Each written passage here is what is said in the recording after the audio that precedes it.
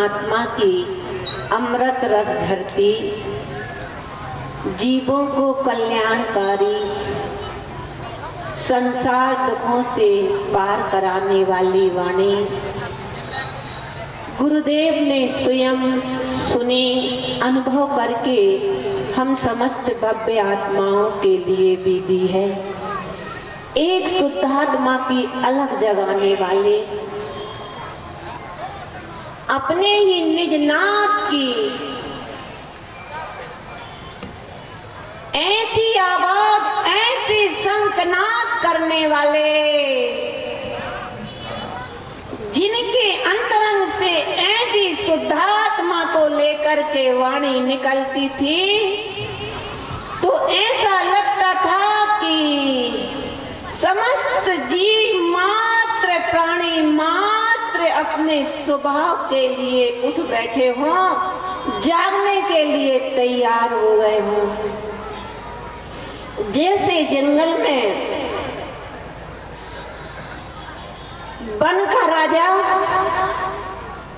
जब सिंह दहाड़ करता है, छोटे छोटे पक्षी तो छोड़ो, हाथियों के समूह भी तितर बितर हो जाते हैं। ऐसे ही गुरु महाराज पंचम काल में अपने अतीन्द्रिय आनंद का पान करने वाले 6वें 7वें गुण स्थान में नंग दिगंबर, बीत लागी भव शांत, जिनकी मुद्रा को देखते ही जीव अपने अंतरंग में राग देश बैर विरोध को भूल जाया करते थे। जाति पाति का कोई भेदभाव नहीं था। उनकी वाणी को जो भी जीव जहां से जैसा सुनता था, वही स्तब्ध होकर के रह जाता था और वाणी को सुन के ऐसे आता था, ये वाणी कहाँ से निकल रही है। आज तो अपन ये बात को, ये चर्चा को मायक के माध्यम से जीवों को सुनाते हैं। उस समय कोई मायक नहीं था। गुरुदेव की वीतरागता को छूकर निकलने वाली जो वाणी थी,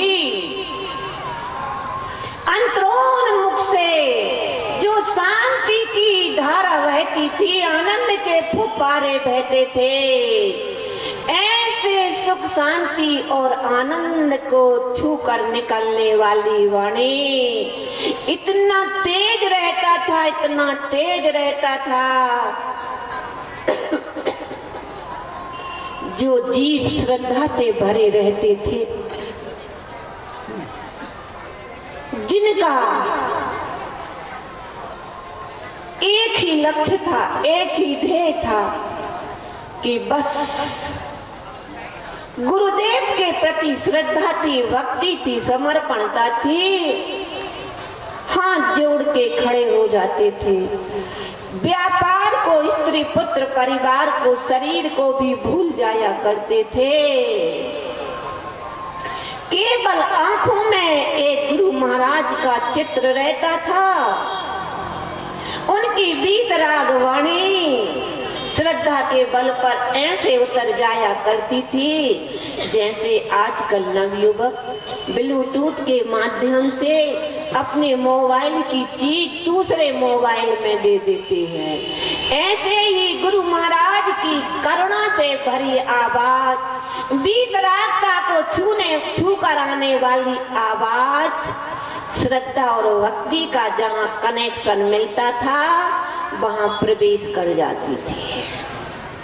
न ज्यादा जानते थे, न ज्यादा पढ़े लिखे थे, केवल एक श्रद्धा भक्ति और समर्पणता का मार्ग गुरुदेव ने स्वयं अपनाया था और समस्त भव्य आत्माओं को भी दिया था। भैया, वाणी आज भी वही है, वाणी में कोई कमी नहीं है, लेकिन आज अहंकार और बुद्धि का साम्राज्य होने के कारण से श्रद्धा और भक्ति न्यूट्रल हो गई है। किसानों से पूछो,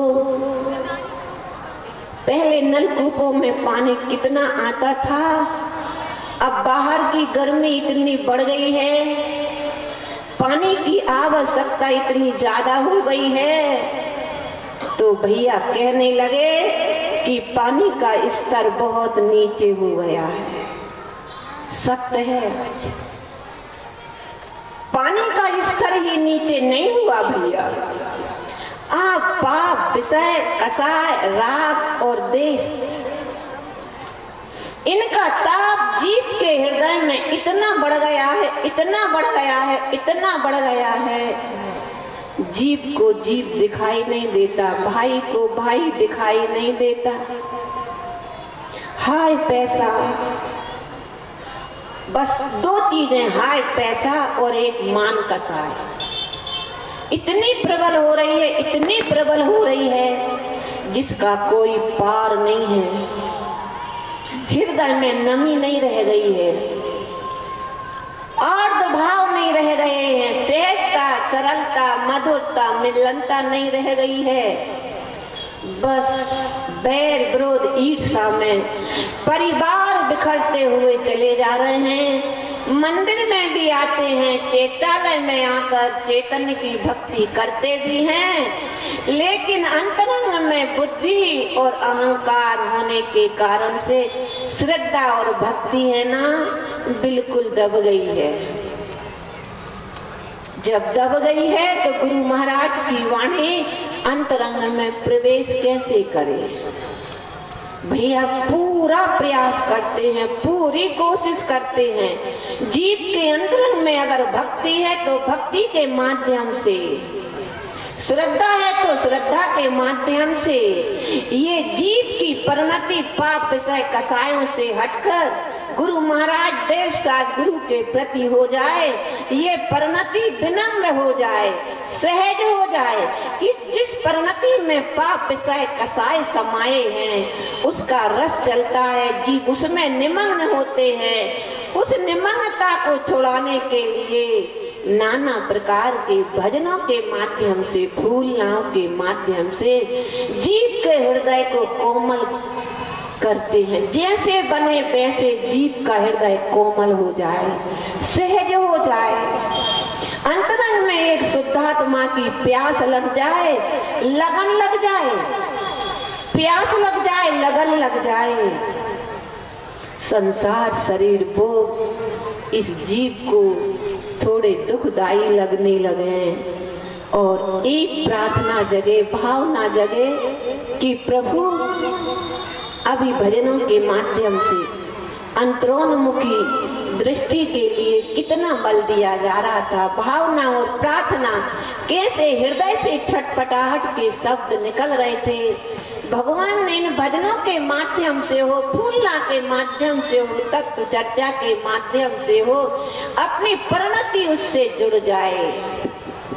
नहीं तो भैया समय तो जा ही रहा है, एक एक समय करके निकलता हुआ चला जा रहा है। बस सावधानी इतनी है, अपन जाग रहे हैं कि नहीं जाग रहे हैं। ये 4 दिन की जिंदगी और 4 ही दिन की हमारे लिए आत्म कल्याण के लिए मिले हैं। 4 दिनों की चांदनी और फिर अंधेरी रात। पाप विषय कसायों में ये 4 दिन गमा दिए। मनुष्य पर्याय के 4 ही दिन हैं भैया, अनादि काल के। अनंत काल से जीव 4 गति 84 लाख योनियों में परिभ्रमण कर रहा है, दुख उठा रहा है, ऐसे थपेड़े खा रहा है, ऐसे थपेड़े खा रहा है। जैसे गेंद होती है ना, जी मैचों में गेंद होती है ना, इसको यहाँ से फेंका, वहां से, वहां से उनने फेंका, वहां से, बस भटकती रहती है, थपेड़े खाती रहती है वो गेंद। ऐसे ही ये जीवात्मा भैया इन परिणामों में, इन कसायों में, इन विषयों में, बैर में, विरोध में ऐसे थपेड़े खा रही है। अपनी आत्मा शुद्धात्मा की सुध खो बैठी है और जन्म मरण करते हुए 4 गति 84 लाख योनियों में परिभ्रमण चल रहा है। भैया ये 4 दिन अपने आत्म कल्याण के लिए मिले, क्या इन समय में भी अपन अपनी ओर नहीं निहारेंगे क्या? बहुत बढ़िया, बहुत बढ़िया। अपनी ओर नहीं देखेंगे क्या? अपनी प्यास अपने लिए नहीं जगेगी क्या? अरे प्यास लगे, अंतरंग में प्यास लगे और पानी ना मिले, ऐसा होता ही नहीं है। अंतरंग से भावना प्रकट हो तो कहते हैं अंतरंग की निकली हुई भावना प्रार्थना एक प्यास होती है। ब्रह्मांड भी पलट जाए लेकिन प्यास अधूरी नहीं रहती, भावना अधूरी नहीं रहती। बस शर्त एक है कि अंदर से निकल जाए। बालक जन्म लेता है, उसकी भोजन की व्यवस्था अपने आप होती है, कोई नहीं करता। ठंडा गरम कितना चाहिए, कैसा चाहिए, सब अपने आप होती है। ऐसे ही भैया अपने अंतरंग में एक शुद्धात्मा की लगन हो, प्यास हो, गुरु महाराज के आगे बिल्कुल ऐसे बालक बद हो जाएं, बिल्कुल सहज हो जाएं। बालक बद का मतलब है अपने बुद्धि के तर्क और अहंकार एक तरफ हो जाए। कर्तव्यपने की जो मान्यता उछल उछल के आती है, परिणामों को जन्म देती है, कसाई को पैदा करती है। अहंकार तो बलबलाता है। भैया गुरु महाराज के सामने कह दो हाथ जोड़ के, गुरु महाराज, जैसे एक रोगी डॉक्टर से कहता है बचा लो, जैसे बने बचा लो, मेरा जीवन आपके लिए है। दस्तखत कर देता है, अंगूठा लगा देता है, जी गए तो जी गए और मर गए तो मर गए, बस आपके लिए है। ऐसे ही बचा हुआ जीवन अपना जितना भी है, बहुत देख लिया संसार, राग भी देखा, देश भी देखा, सब देखे, पुण्य का उदय भी देखा, पाप का उदय भी देखा, मान भी देखा, अपमान भी देखा, सब देख लिया इस जीवन में। हे गुरु महाराज, अब तो केवल एक प्रार्थना और भावना है। मैं जैसा खड़ा हूँ आपके सामने, बस उतना ही मैं हूँ।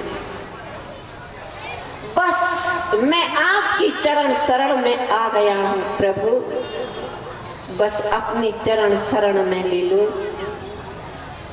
अपनी तरफ से मैं कुछ भी नहीं कहूँगा, जहाँ आप ले जाएंगे वहीं जाऊंगा, आप जो कहलवाएंगे वही कहूँगा। हे प्रभु, जैसा जलाएंगे वैसा जीऊंगा। अंतरंग से ऐसी प्यास भरी शब्द तो निकले। गुरुदेव तो खड़े हैं आशीर्वाद देने के लिए, वो तो करुणा से भरे होते ही हैं, उन्हें किसी से राग देश नहीं होता है। अंतरंग से प्यास लगेगी तो भैया आशीर्वाद समझ लो, या प्यास बुझाने वाला एक शुद्धात्मा अपने अंतरंग में बैठा है, उसका भी अपने को अनुभव होएगा होएगा होएगा। लेकिन अंतरंग में अपने लिए भैया पर परिवार शरीर के लिए जीवन पूरा का पूरा दिया है।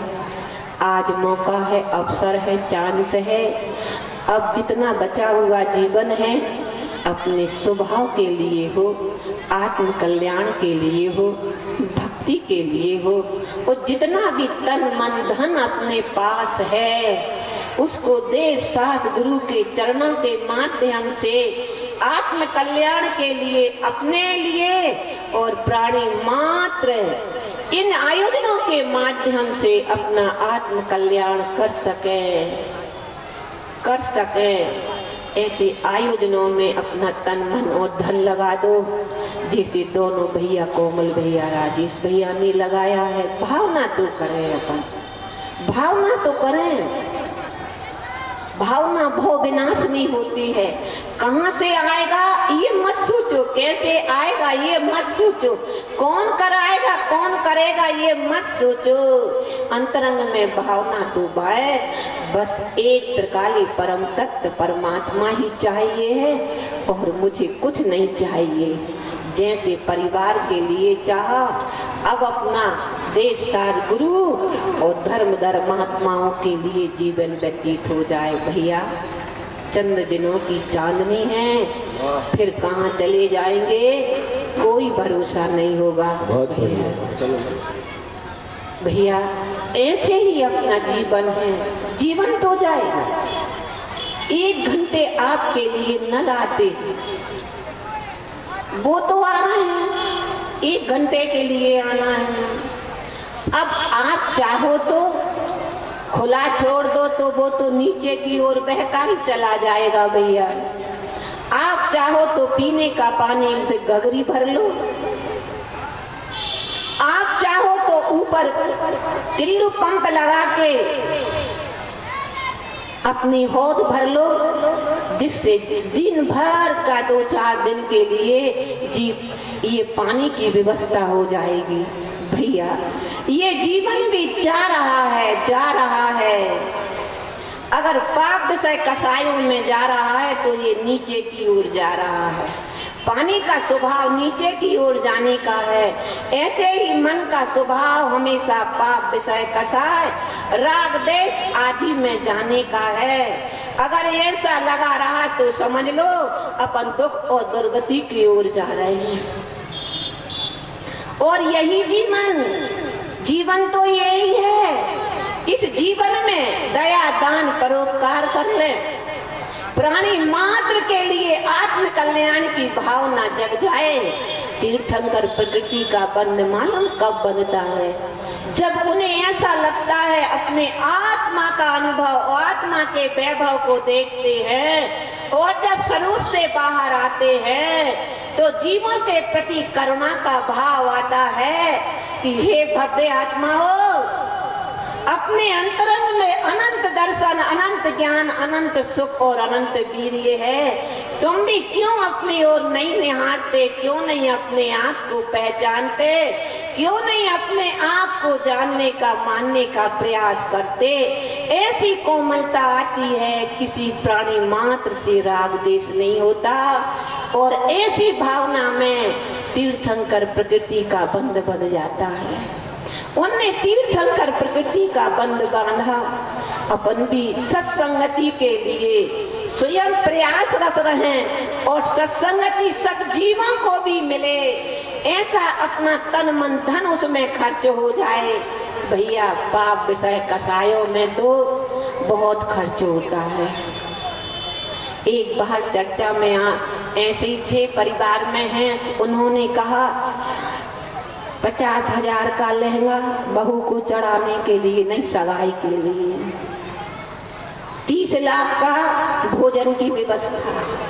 सत्य है बिल्कुल। कितने की? 30 लाख की भोजन की व्यवस्था।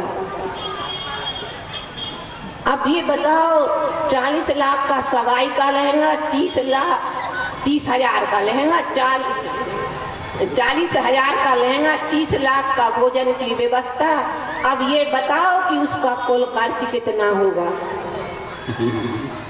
अब ये समझ लो केवल एक बरमाला डालने के लिए कितना खर्च करता है ये जीव, अपनी मान प्रतिष्ठा के लिए।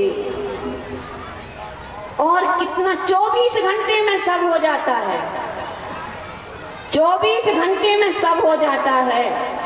उन्हें कही सोफा से चांदी की थाली, उसमें भोजन।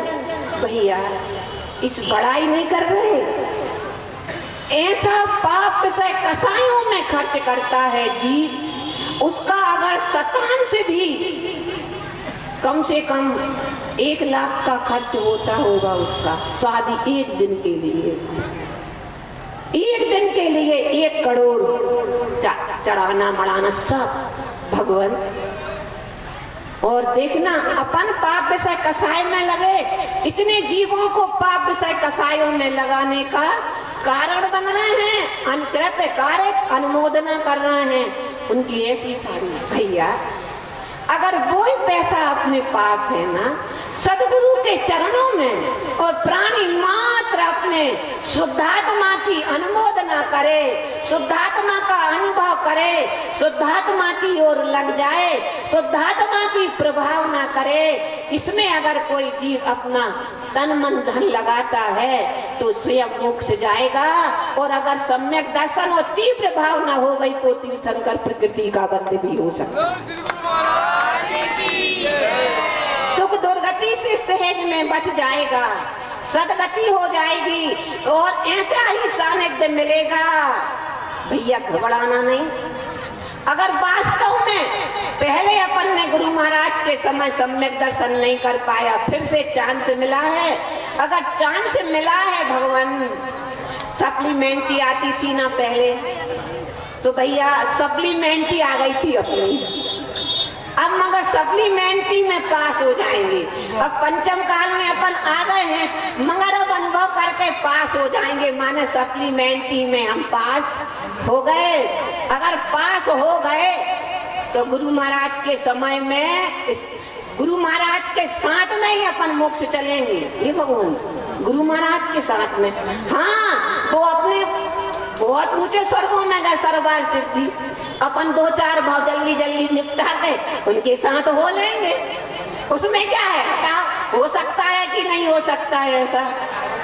तो अपन चूके क्यों इन 4 दिनों में? भैया 2 दिन निकल गए, आज का तीसरा आधा निकल गया, अब 24 घंटे बचे हैं। इसमें अपन जितनी श्रद्धा भक्ति समर्पणता और अपनी भावना को जगा ले, अपने मन वचन काय को तन धन को समर्पित गुरु महाराज के लिए जिनवाणी की प्रभावना के लिए लगा दें।